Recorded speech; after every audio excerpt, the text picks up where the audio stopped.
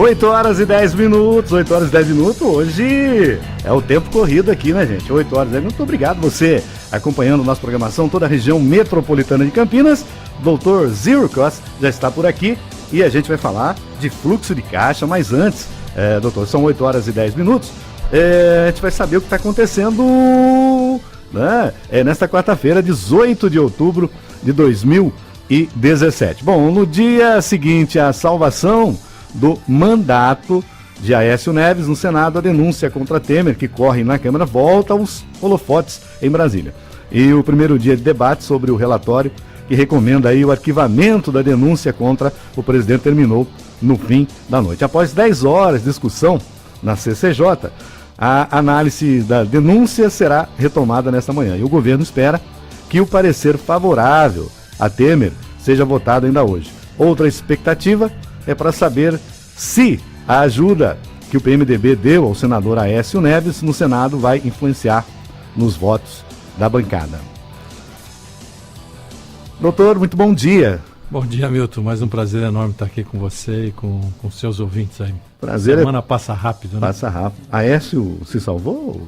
O que o senhor analisa? Assim? O corporativismo aí, eu acho que conseguiu tirá-lo da guilhotina nesse momento, né? Na verdade, não é o que o povo acho que esperava, né? Mas, vamos dizer assim, tem que seguir os ritos aí da nossa legislação, dos nossos procedimentos, né? Vamos ver como é que se desenrola isso. Acho que tem muita coisa ainda para acontecer, né? Sem dúvida, o Brasil é muito grande, né, doutor? Não tem. Graças a Deus o Brasil é grande. Como a manchete aqui fala o seguinte: agora os holofotes voltam o presidente para saber como é que está. De qualquer maneira ele não se livra dos processos, né? Ele só posterga, né? Então a gente está vivendo um momento muito conturbado do ponto de vista político, né? Volta para aí, isso é ruim para nós aqui, pequenos e médios empresários, e para o país do modo geral, né? Agora, o importante é que a economia tem mostrado algum sinal de recuperação. Você vê, nós passamos agora o Dia das Crianças, né, semana passada. Diz que foi bem as vendas, né? Foram bem as vendas, e mesmo no final de semana, na sequência, teve lá um pequeno acréscimo, mas a gente precisa de um planejamento maior, né, um planejamento de longo prazo, né? Eu acho que mesmo a economia mostrando algum sinal, ainda a política pesa muito sobre a economia, né? Tá certo, doutor. Bom, é um assunto que a gente tem aqui a pauta de hoje, mas eu gostaria de saber do senhor o seguinte: mandaram perguntar para o senhor, pediram para perguntar, até eu falo o nome dele, é o Rodrigo Alves, ele está fazendo a faculdade de rádio e TV junto com a gente, tá? Estávamos ontem lá no TCC, né, preparando para o TCC, ele falou: Milton, eu li, ele não viveu essa época, ele é jovem, né, eu acho que nasceu pós Ayrton Senna, né? Sabe aquela geração pós tema da vitória? Então, mas ele falou: pergunta para o doutor o seguinte: na crise do petróleo, a gente lê aí nos livros que o Brasil se saiu com o etanol, ele falou alguma coisa de copersucar, tal. Então todo mundo falava que ia quebrar o país porque o petróleo, aí o Brasil deu um jeito. Ele falou: nessa crise tem como o brasileiro dar um jeitinho ou já está dando esse jeitinho faz tempo? Não, tem sim, eu acredito muito, acredito que a gente precisa de um planejamento de longo prazo. Eu acho que é uma crise, principalmente uma crise política, né? Uma crise, um Estado totalmente inchado. Eu acredito que, por exemplo, se a gente tivesse um fortalecimento das agências reguladoras, né? Essa agência, eu me refiro a, por exemplo, a Agência Nacional de Energia Elétrica, enfim, todas essas agências, para monitorar, vamos dizer assim, o mercado privado, né? Dar para ele marcos regulatórios realmente e enxugar esse Estado, né? E deixar o Estado realmente só com... Você não vai ter o Estado, né, fabricando produtos químicos, entendeu? Vamos dizer, existe aí uma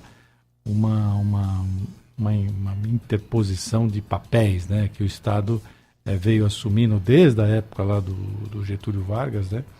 E agora eu acredito que chegou o momento de enxugar essa máquina e realmente deixar mirar no aquele que produz. E mais que isso, né?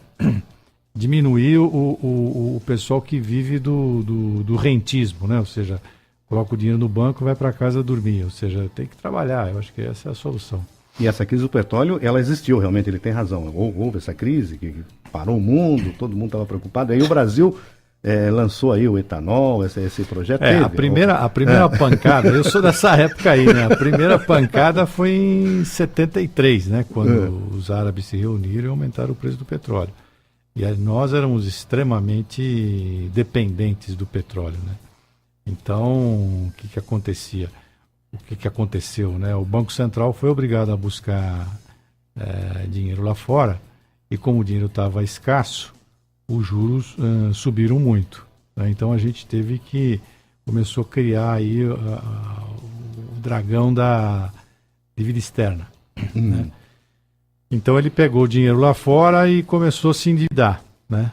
O dinheiro escasso, não tinha dinheiro, o juro subia no mundo todo, né?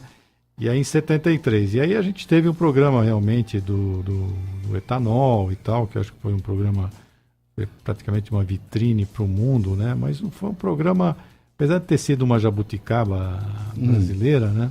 De melhor qualidade, não foi dada a atenção, o carinho que precisava. Aí quando foi em 79, teve outra pancada do petróleo, e aí o Brasil realmente entrou em parafuso, né? Não só o Brasil, mas você tem, por exemplo, na época, eu me lembro bem, do México, que decretou, né, a moratória, né? E o Brasil entrou também nessa roda viva, e aí começou a passar o chapéu lá fora, né? Eu lembro que era o Clube de Paris, o FMI vivia aqui, tentando emprestar dinheiro com as receitas dele para poder controlar a economia, né? E que nem sempre dá certo, é verdade. O FMI foi criado lá no final da Segunda Guerra Mundial, justamente para reestruturar as economias dos países que vieram arrasados depois da guerra, né? E depois assumiu um novo papel. Aliás, agora com a Dilma, quando ela criou esse outro banco entre os BRICS, aí começou a fazer frente ao FMI. Foi a primeira grande tacada brasileira no sentido de se desgarrar do FMI.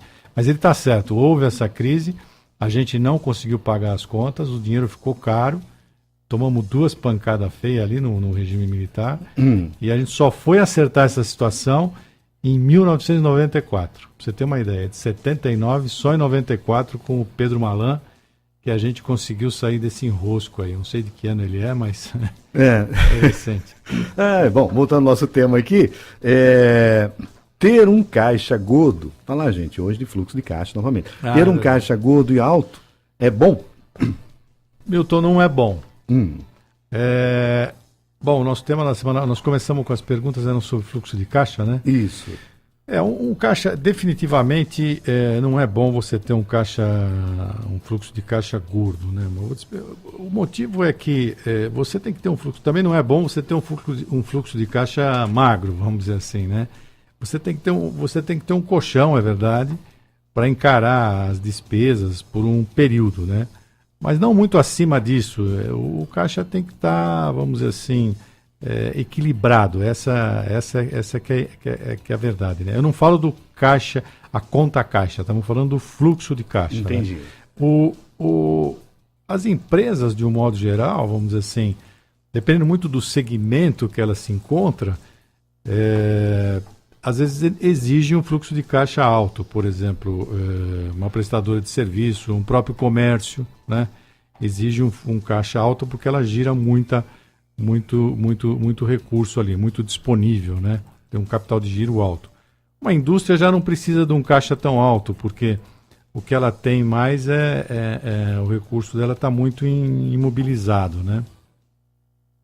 Mas, vamos dizer assim, do modo geral, tanto um fluxo de caixa magro como um fluxo de caixa muito gordo é sinal de uma má, vamos dizer assim, administração financeira, né, por parte do financeiro.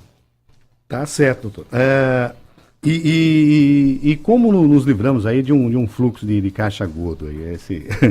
Bom, se você tem, né, é um problema bom, né, para você se livrar, né, mas vamos dizer, se você tem aí, vamos dizer, um excedente no fluxo de caixa, né, eu não recomendo, o que a gente estava falando agora há pouco do pessoal que vive de rentismo, né? O empresário, o empreendedor não deve buscar viver de rentismo, né? Buscar viver de colocar o dinheiro no banco, né? Ele pode fazer isso por momentos curtos, né? Agora, uma maneira de você fazer isso de uma maneira inteligente seria, vamos supor, você negociar com os seus fornecedores, né? Por exemplo, antecipar pagamentos, né? Conseguir descontos mais atraentes do que, por exemplo, o próprio banco está pagando. Uma outra maneira seria antecipar investimento na própria empresa, né? Vamos dizer, você colocar, você vai ter uma expansão, alguma coisa assim, então você já começa a se movimentar.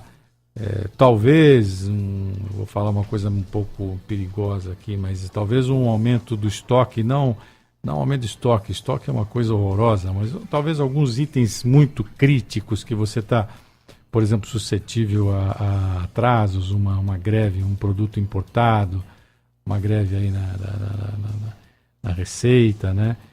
E, enfim, agora eu acho que quando você opta ou põe a sua mira numa aplicação financeira, ela tem que ser sempre assim, vamos dizer, de curto prazo, para te dar uma certa liquidez e voltar os seus olhos para o seu negócio. Tá certo. E o que vai entrar nesse fluxo de caixa aí? Bom, Milton, aí no fluxo de caixa ele entram todas as receitas que você tiver, né? Desde de aluguéis, receitas com vendas, até todas as despesas, todos os custos, né? E eventualmente também todas as perdas que você tiver no processo, né? Tá, e também aí aumentando, tá, o meu fluxo de caixa, ou seja, ter esse saldo mais positivo aí, o que o senhor explica? O que o senhor falaria sobre isso?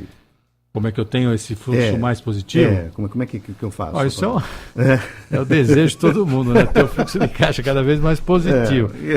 Mas vamos tentar... Vamos pensar com carinho. Como é que eu aumento o meu fluxo de caixa, né?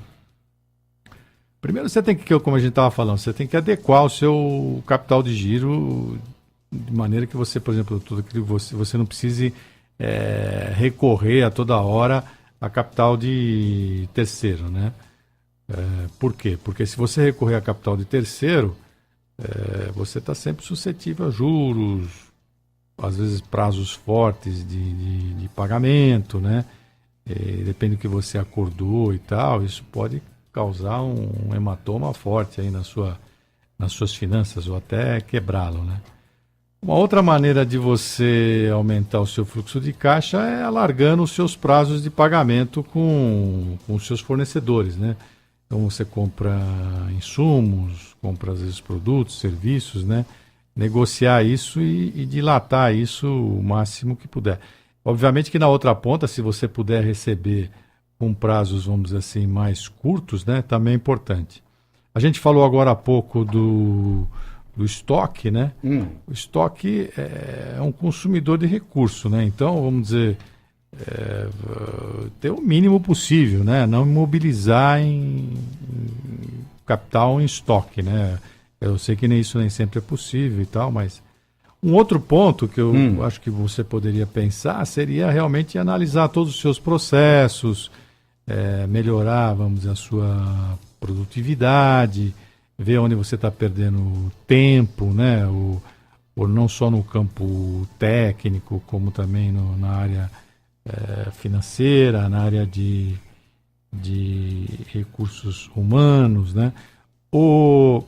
Você pode também, vamos dizer, você tem que crescer, né? Na verdade, assim, o mercado exige que você cresça. Se você não crescer, a gente vai ser engolido, né? Então, tem que equilibrar esse crescimento com essa expansão, vamos dizer assim, com esse fluxo de caixa, né? Agora, você tem que crescer, mas você não pode crescer basicamente, vamos dizer, em volume e tal. Você tem que crescer em resultado, né? A coisa que vai vai influenciar no seu bolso, vai influenciar diretamente no seu fluxo de caixa. Então, se você está crescendo só em volume, é uma luz amarela aí que você não pode deixar ela ficar vermelha, né? Entendi. Agora, outro ponto que é muito utilizado, principalmente pela grande indústria, né? É a concessão de crédito, né? Vamos supor, você, por exemplo, analisar com carinho quem está comprando de você, se o crédito não é um crédito podre, né? Entendi. Se você vai realmente receber esse crédito lá na frente, né? E eu acho que basicamente é isso. Nessa linha aí dá para, se você planilhar todas essas variáveis e tomar ações direcionadas e concretas, você consegue aumentar o fluxo de caixa. Tá. O Leonilson de Hortolândia, ele falou, gostaria de saber o contrário. De quais os itens que dminuem o fluxo de caixa? Diminuir é mais fácil. Ele falou que é difícil. Diminuir e gastar é sempre mais fácil, né, meu? É só abrir a torneira, né?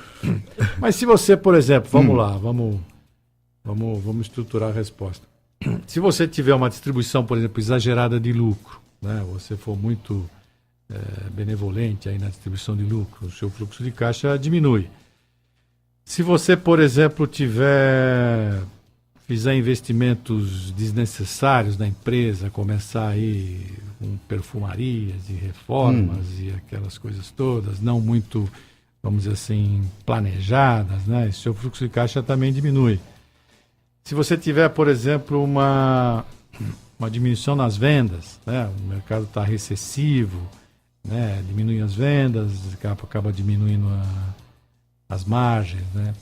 Inflação alta também é complicado, porque os seus custos começam a subir muito rapidamente, isso acaba prejudicando o fluxo de caixa. A concorrência é outro ponto forte, né? Você está aqui com o mercado mais ou menos estável, de repente vem um chinês, vem um coreano, vem um outro fabricante ou uma outra loja na sua frente, um outro mercado. Isso pode, né, vamos dizer assim, causar também hematomas no seu fluxo de caixa, diminuir. O governo, né, como a gente vem discutimos bastante 2, 3 programas passados que foram a área de tributos, né, que ele tem o fluxo de caixa dele negativo, então o que ele faz? Ele olha para nós e através da canetada ele tenta aumentar imposto, aumentar contribuição, né? Isso afeta o nosso fluxo de caixa, né? E, por último, eu diria para você assim, que uma coisa politicamente não correta, mas a parte de fraude, né? Vamos por dentro da empresa. Infelizmente, isso existe, né? Então, o meu pai, quando era vivo, ele falava assim, você não pode colocar o bode para tomar conta da horta, né? De vez em quando ele... Sobrar alface, né? De vez em quando ele come um pé de alface, né?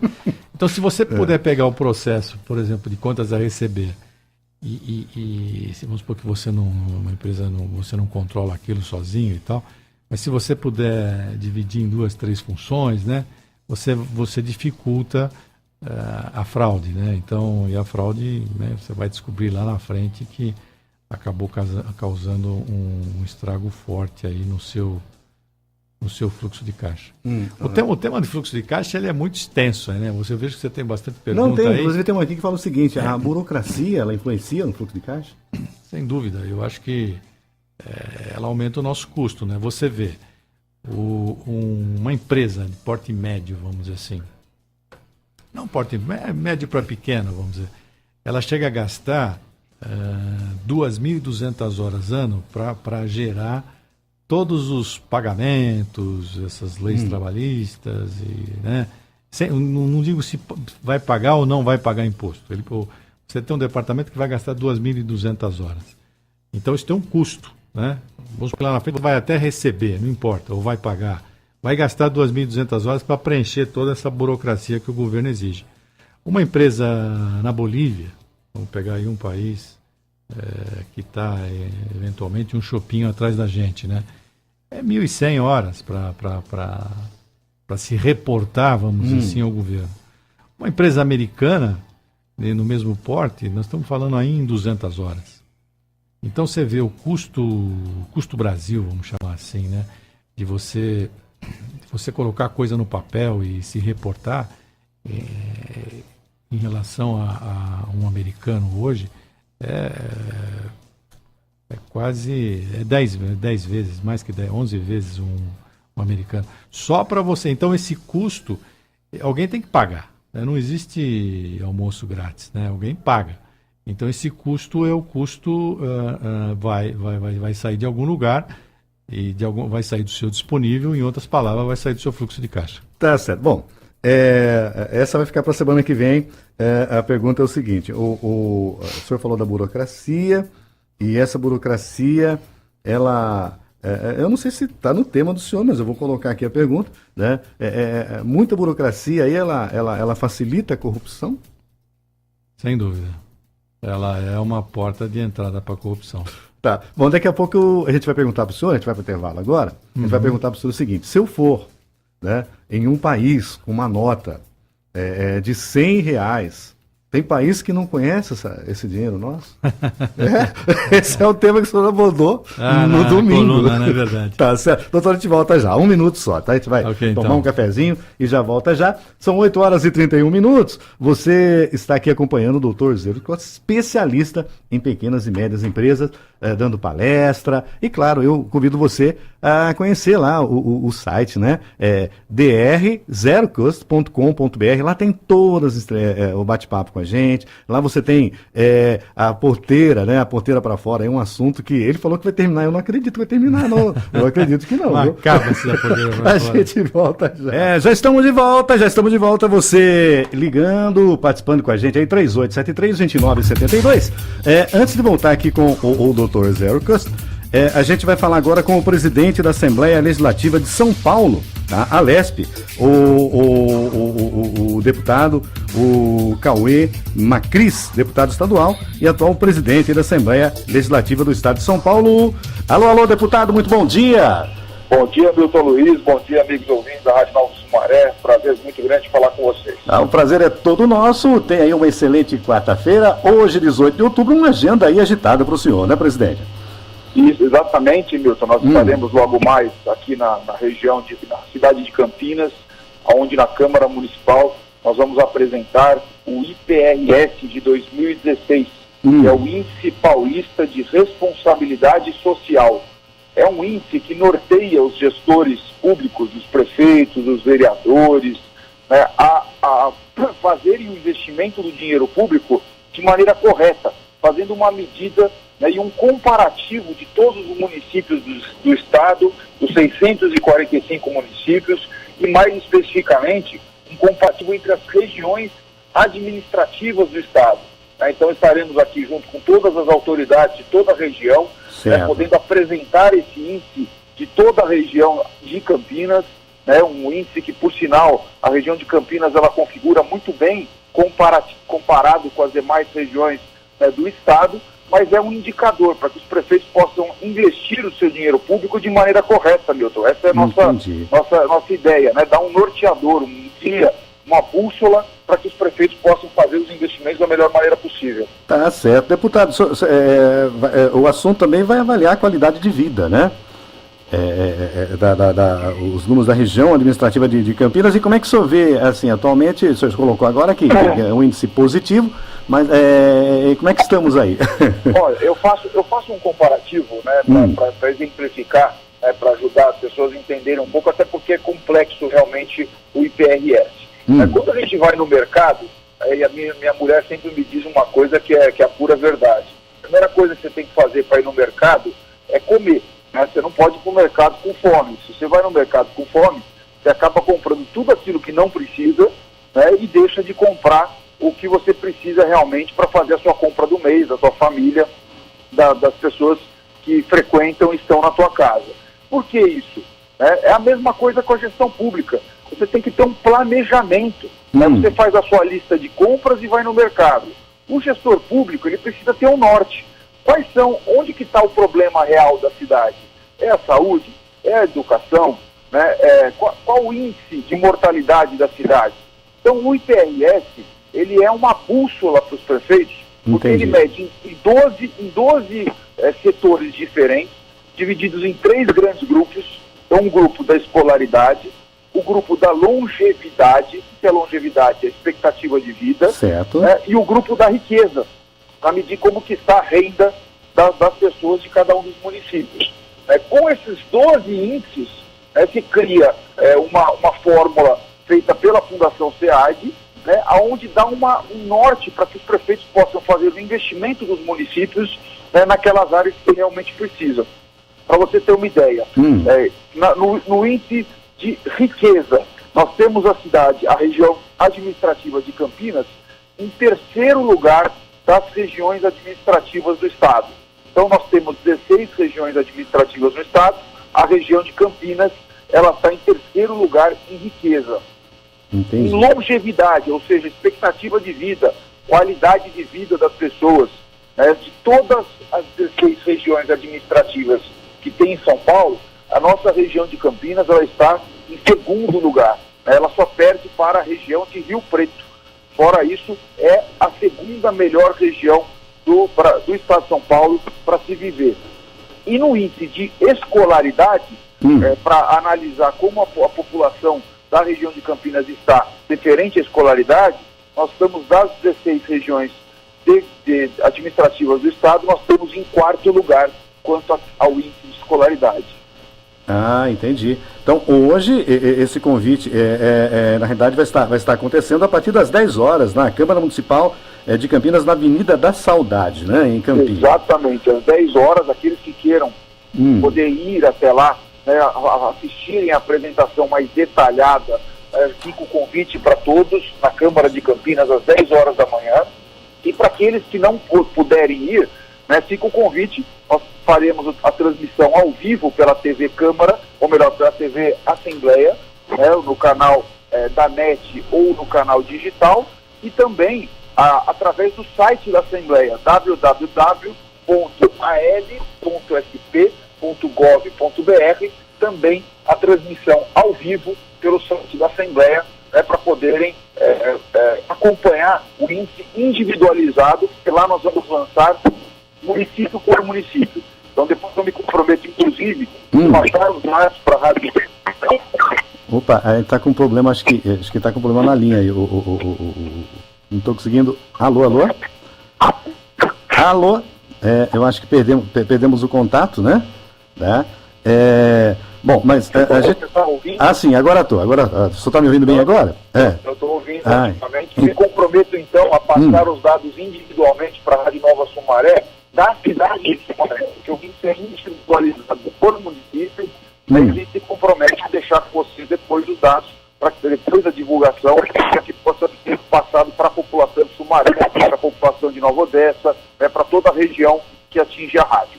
Tá certo. Deputado, sobre a atratividade da região, tem algum tema também para a gente...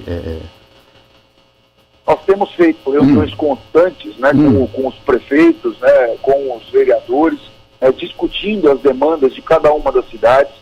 O prefeito Sumaré, o Luiz Dalben, tem constantemente conversado conosco, sempre de portas abertas, a gente trabalhando para fazer essa relação entre o município de Sumaré e os municípios de toda a nossa região. Entendi. Com o estado de São Paulo.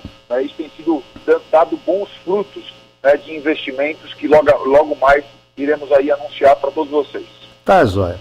Muito obrigado. Eu falei agora com o deputado Cauê Macris. Ele é deputado estadual e atual presidente da Assembleia Legislativa do Estado de São Paulo, que fez um convite aí pra gente hoje, quarta-feira, 18 de outubro, a partir das 10 horas, na Câmara Municipal de Campinas, na Avenida da Amizade. Hoje tem essa reunião, né?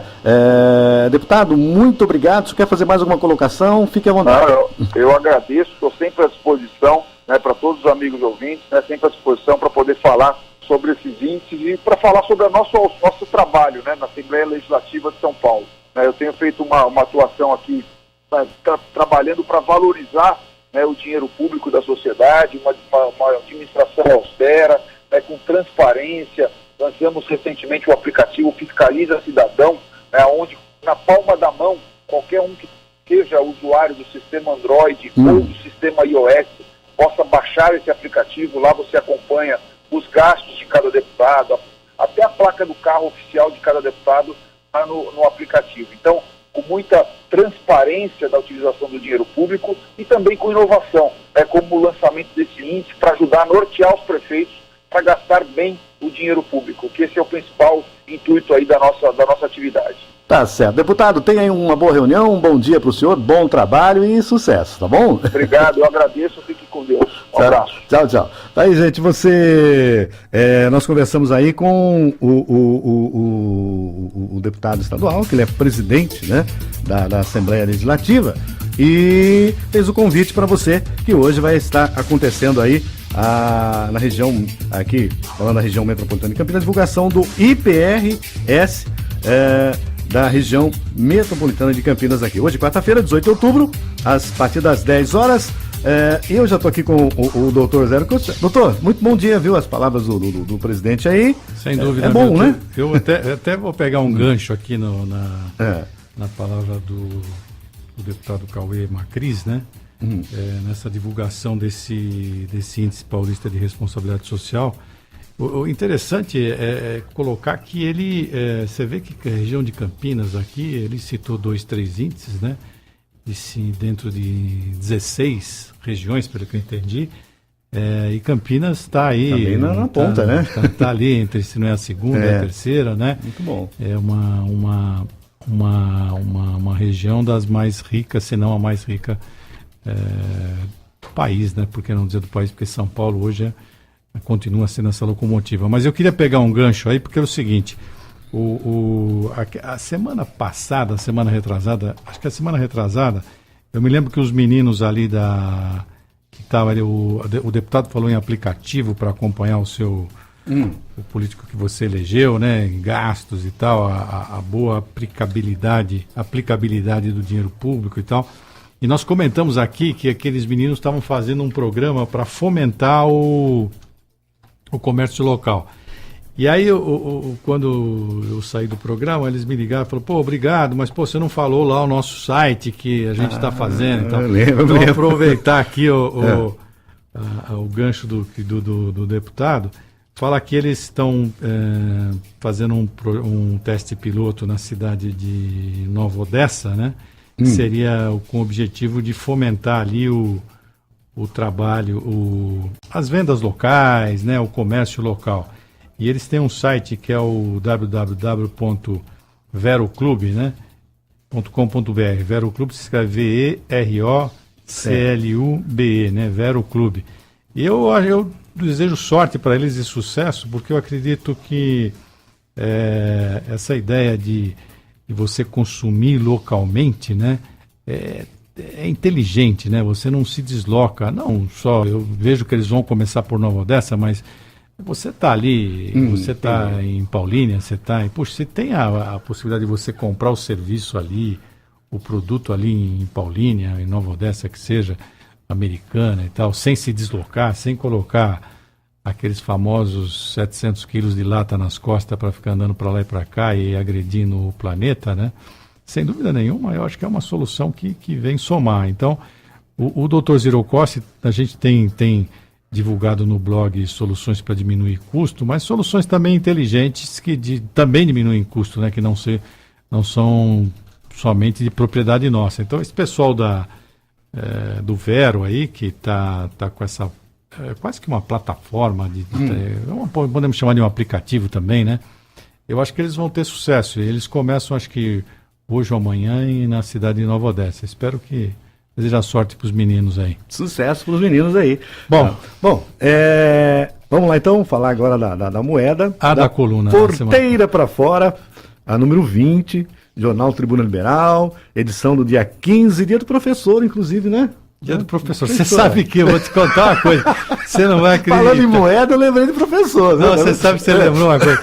Eu recebi uma torpedo, né? Que fala, não sei se é torpedo, WhatsApp, né? Falando, pô, parabenizando o senhor pelo dia do professor. Pô, eu não sou professor, né? Falei, mas essa formação que o senhor tem aqui, as faculdades que o senhor tem aqui... Eu até fiquei lisonjeado. Eu queria até agradecer aos meus professores, né? Eu não sou professor, mas até achei engraçado. Falei, pô, dia do professor, parabéns e tal.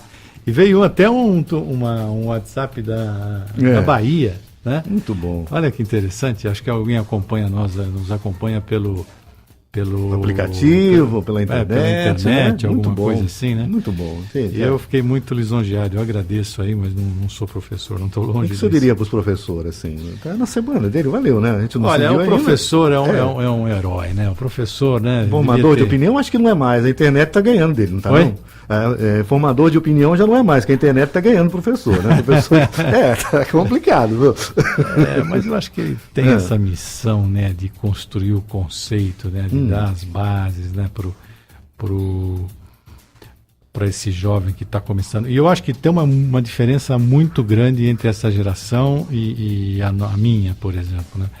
A minha, o que acontecia? Você estudava matemática, sei lá, língua, português, história e tal, e saía de lá meio que, né, sem saber muita coisa. E essa geração parece que o professor ele tem que se atualizar tanto, ele tem que pôr, o aluno tem que sair fazendo alguma coisa, né? Por exemplo, colocando... O professor tem que perguntar para o aluno. Ou não, tá difícil, né? Não, mas eu acho que eu acho que pode perguntar, mas eu acho assim, eu acho que agora, vamos dizer assim, o professor desceu daquele status que tinha na nossa época, né? Que ele ficava lá em cima. O diretor Gavião, todo mundo levantava. Mas o Bedel. Está fazendo falta isso, doutor. Mas você sabe que o Bedel, por exemplo, eu me lembro do meu primário ginásio, ele andava com não sei se na sua época, com uma vara, né?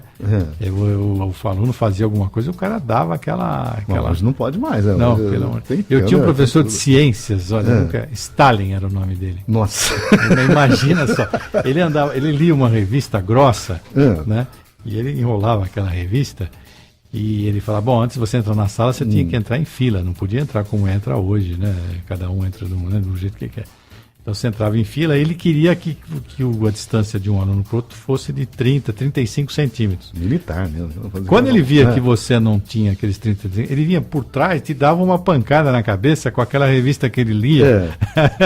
Então toda vez que ele ia por trás de você fala, meu Deus, será que eu não tenho 30 centímetros aqui? Então isso mudou, né? Isso já é do Paleolítico inferior. Mas realmente, a gente analisa, eu vejo assim, o nosso ensino. Hoje a influência da família é fundamental, né, para a criança chegar. A família tem tudo na casa dela, tem lá computador, você tem TV de última geração. Então você tem informação que se a família souber filtrar isso para o aluno e entender que o professor está preparado, o professor tem curso para poder estar passando o conhecimento, geralmente as fases, né, pré-escola, tem tudo um porquê, né, tem tudo um estudo, né, ou seja a linha Piaget, ou seja a linha, mas hoje a família é fundamental. Eu acho que mais importante que o professor. Sem dúvida.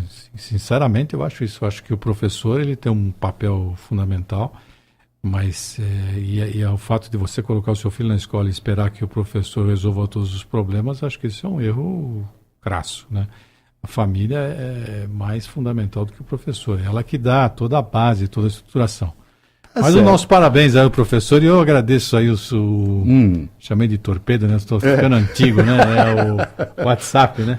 Tá certo. Bom, doutor, a gente vai falar o resumo, o senhor tem 10 minutos para resumir.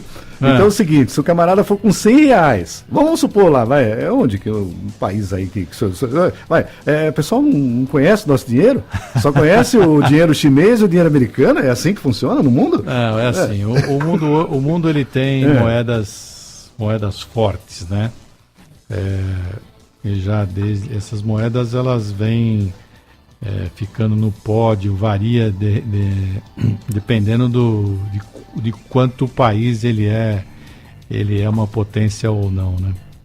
Então depois da Segunda Guerra Mundial você tem uma queda da moeda inglesa, né? A libra, e uma subida vertiginosa do dólar, né? Então o dólar ele é aceito em qualquer país do mundo, né? Outras moedas um pouco mais vamos chamar de fracas, né? Às vezes são também aceitas, mas para casos bastante específicos, negócios menores, né? Agora, existem moedas que não são aceitas, né? A nossa basicamente, acho que eu escrevi aí um pedaço de papel com tinta e com uma caricatura de um animal, né? Porque não temos falta de heróis nacionais, né? Realmente. Nacional. Então a nossa moeda ela não é aceita, não. Talvez aqui numa fronteira aí com o Paraguai, né? Mesmo lá na Argentina, como a gente aqui no Mercosul, que a gente tem um pouco mais de trânsito, né? A gente consegue circular aí com alguma coisa. Mas do mesmo jeito que a gente aqui não é difícil aceitar um peso ou alguma coisa assim, né? Mas você viajar hoje para os Estados Unidos, viajar para a Europa, para a Ásia, com reais no bolso e sem nada é a mesma coisa, né? Não tem. E essa matéria que o senhor coloca é justamente para abrir o olho, né? Pessoas que fazem a leitura, antes que você, sei lá, tipo, você vai comprar dólar, você vai ter que pagar muitos reais por $1, e às vezes essa pessoa, pequena, média empresa, nesse ramo, nossa, é um estudo e tem que ser bem feito, porque como é que você vai comprar em dólar e vender em real? É uma matemática estranha. Você pode, você tem algumas maneiras de se proteger, né?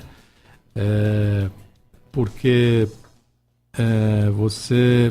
você realmente, mas em linhas gerais você fica descoberto. Você tem uma operação bancária que chama hedge, que você fixa, né, mais ou menos o valor que você está pagando pelo dólar.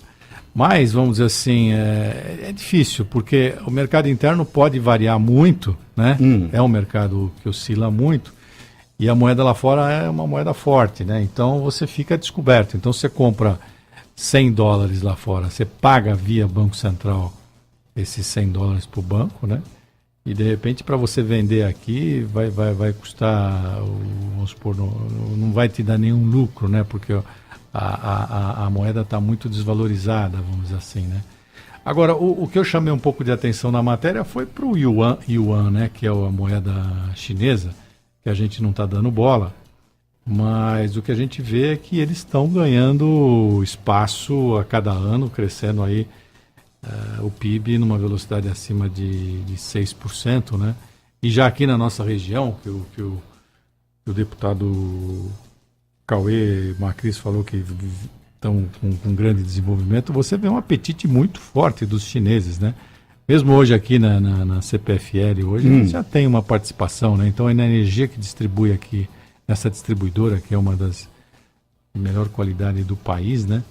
Você já tem uma participação forte do capital chinês, né?